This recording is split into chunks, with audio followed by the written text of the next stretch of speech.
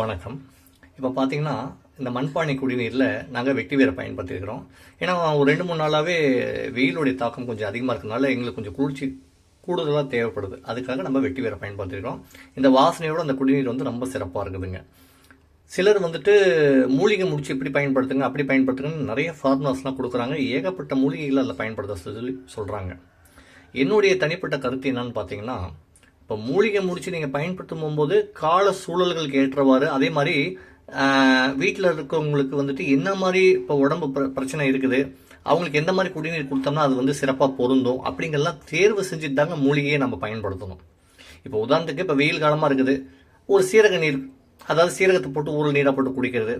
ரொம்ப சளி தொந்தரவு வீட்டில் எல்லாத்துக்கும் இருக்குன்னா ஒரு 4 ஒரு ஒரு 2 இன்ச்சுக்கு பட்டை, ஒரு ஒரு 3 இன்ச்சு கூட பட்டையை நல்லா நுணுக்கிலாம் குடிநீரில் போட்டு நைட்டே போட்டோம்னா அது நல்லா ஊறிடும் இல்லையா இல்லையா அதை தண்ணியில் நல்லா கொதிக்க வச்சுட்டு கூட கொஞ்சம் இல்லை லைட்டாக கலந்துட்டீங்கன்னா அதோட எக்ஸ்ட்ராக்ட் எல்லாம் தண்ணியில் கொதிக்க வைக்கும்போது இறங்கிடும். அதுக்கப்புறமா இல்லை நீங்கள் பயன்படுத்திடலாம். ஒரு கிராம்பு கூட லைட்டாக தட்டி போட்டுக்கலாம். ஒரே ஒரு கிராம்பு போதும். நான் சொல்கிறது பார்த்தீங்கன்னா ஒரு 3 லிட்டர் 4 லிட்டர் தண்ணிக்கே சொல்கிறேன். புரியுதுங்களா? அப்போ இந்த மாதிரி சூழலுக்கு ஏற்றவாறு மூலிகைகளை தேர்வு செஞ்சு நம்ம பயன்படுத்தும் போது ரொம்ப சிறப்பாக இருக்குங்க.